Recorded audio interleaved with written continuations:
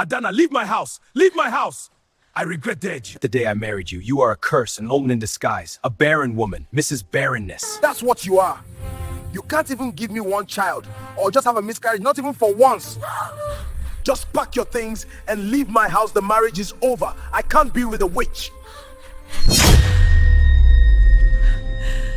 It all began on a quiet afternoon, an ordinary day, a day no one paid attention to, a day that would break a woman's heart forever. A man stood in front of his wife, his voice sharp like a knife, cutting into her soul.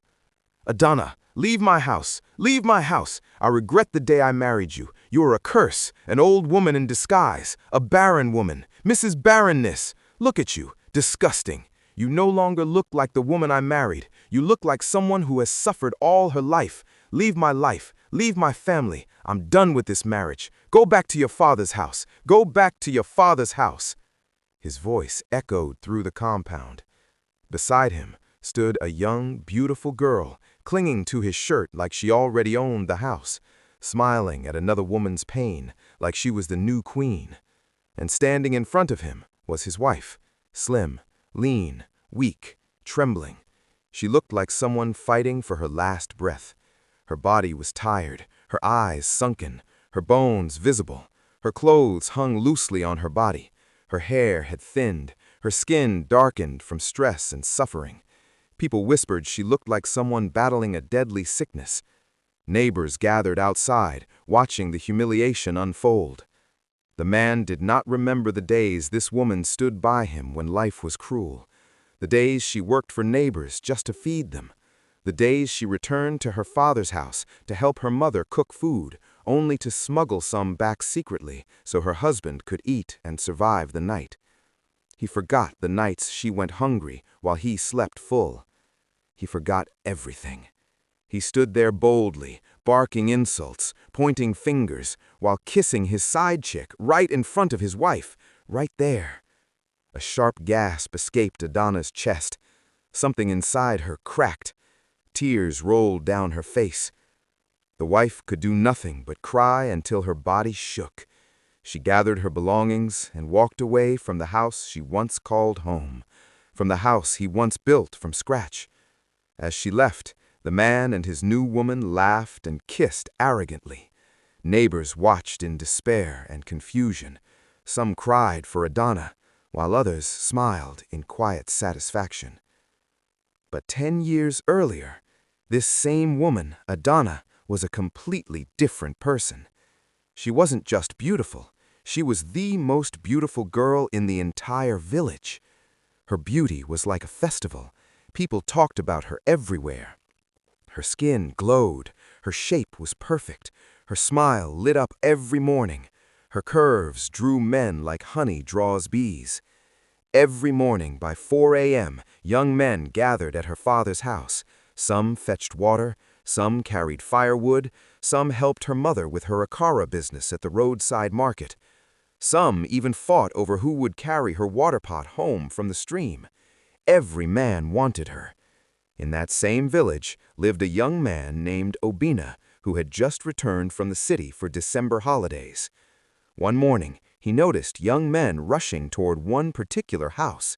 Curious, he asked questions, but no one gave him a clear answer.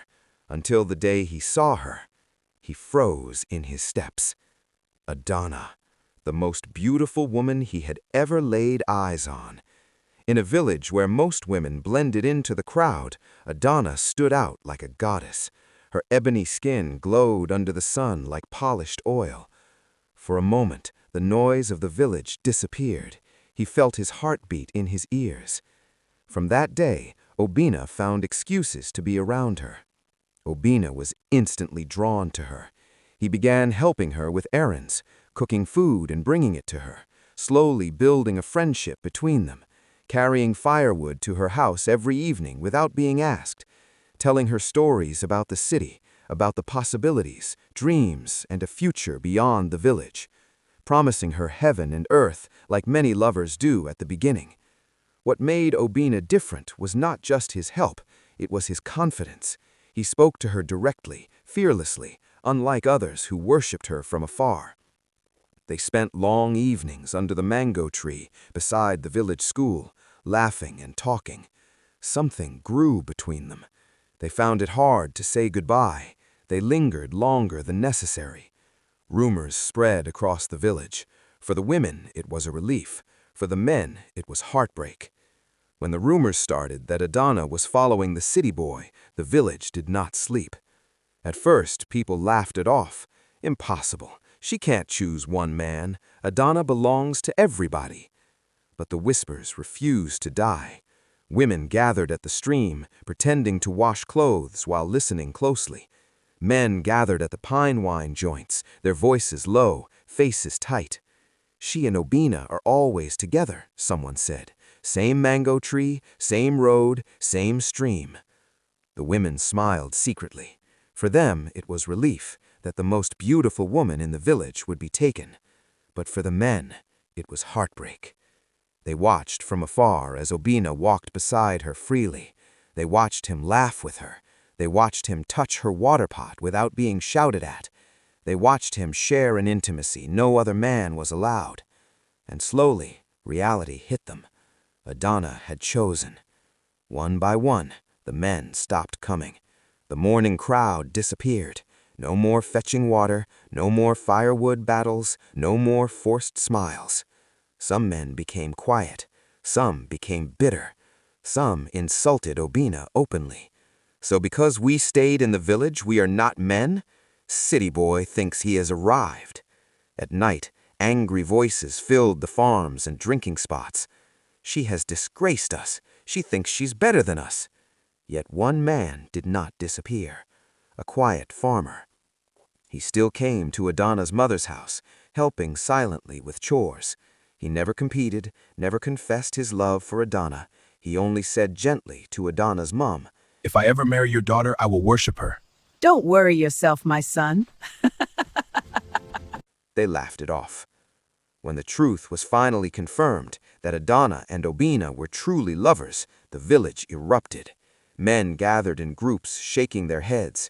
Women whispered with excitement. Children carried the news from compound to compound. From friendship came emotions. From emotions came love. They became lovers. Eventually, Adana and Obina got married, and when the marriage was announced, that was when the village truly shook. Some men refused to attend. Some drank heavily that night. Some insulted the bride in jealousy. The city boy has taken our pride. She was meant for all of us. But others came just to see, just to confirm, just to accept defeat. The wedding itself became another wound. Obina spent everything he had, his savings, his last money, just to celebrate marrying the most beautiful woman in the village.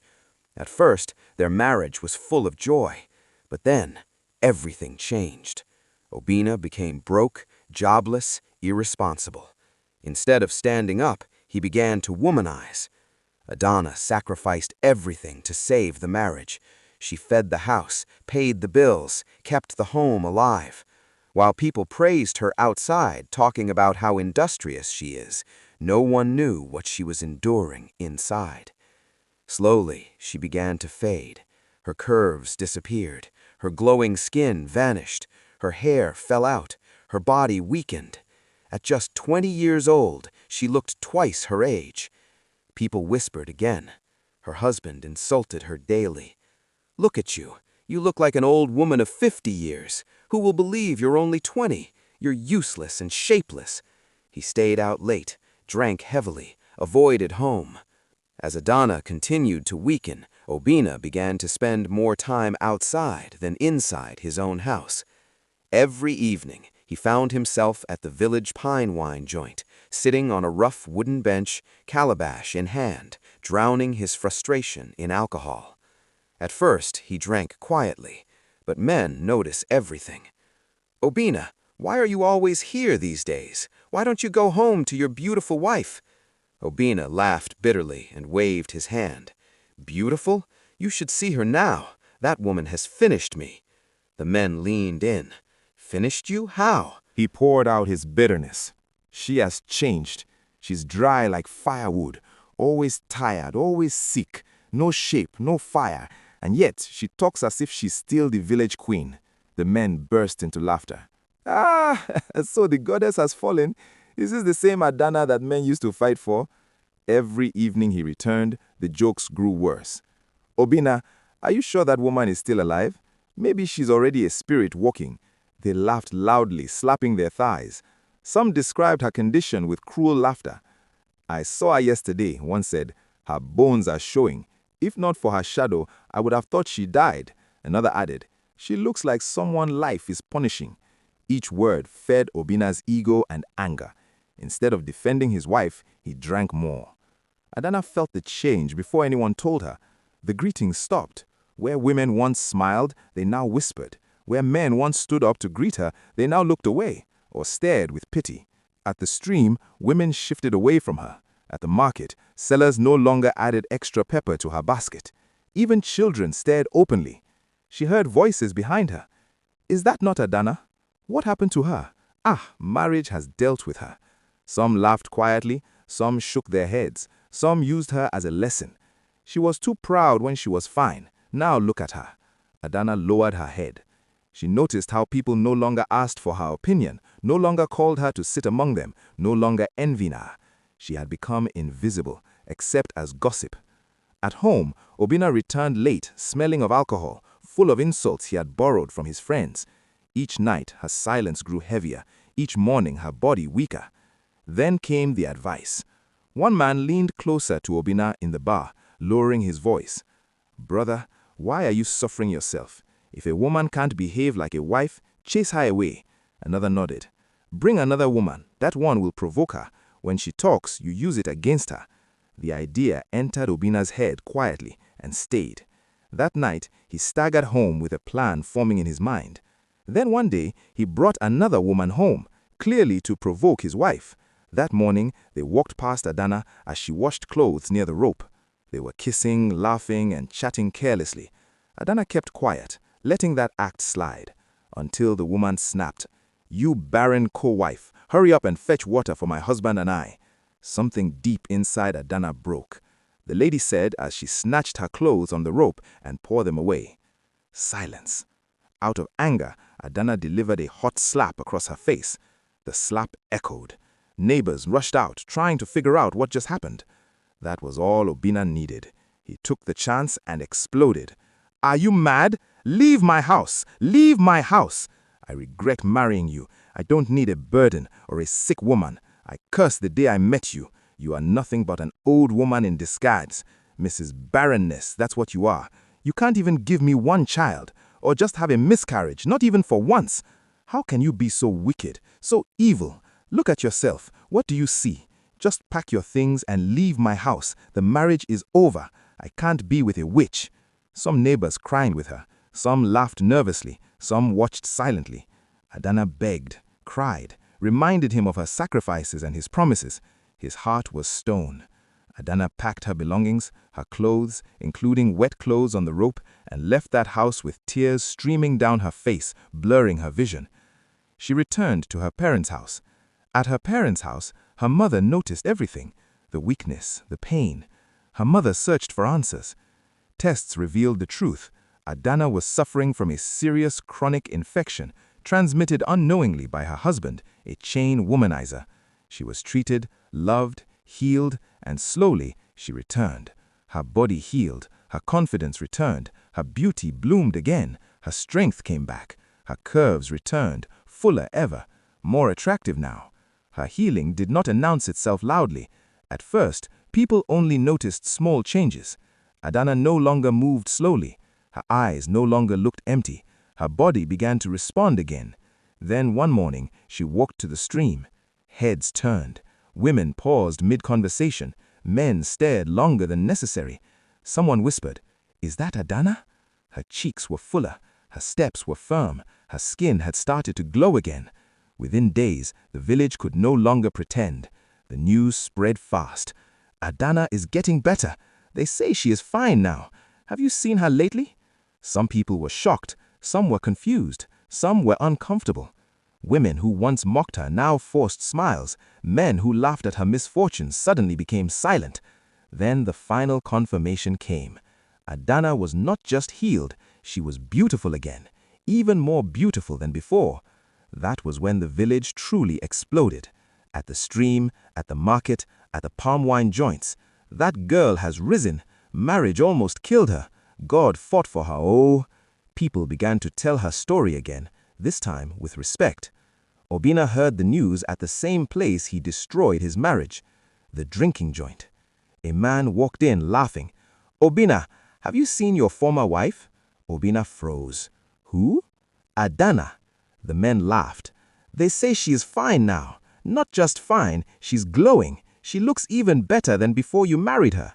The calabash slipped slightly from his hand. Another man added quietly, "Your current wife, she hasn't conceived, Abi?" Silence. Obina said nothing. His life had become a shadow. No stable work, no respect, no peace at home. The woman he brought to replace Adana complained every day. His money finished, his friends disappeared. The same people who advised him now mocked him. Loser! Hey, loser! Look at you! "Life is funny," one said. "You chased gold and held liability." They mocked him and walked away, leaving him confused about life. One evening, Adana sat beside her mother in the quiet compound. The sky was calm, the air was soft. She spoke gently. "Mama, I don't want to stay here anymore." Her mother looked at her.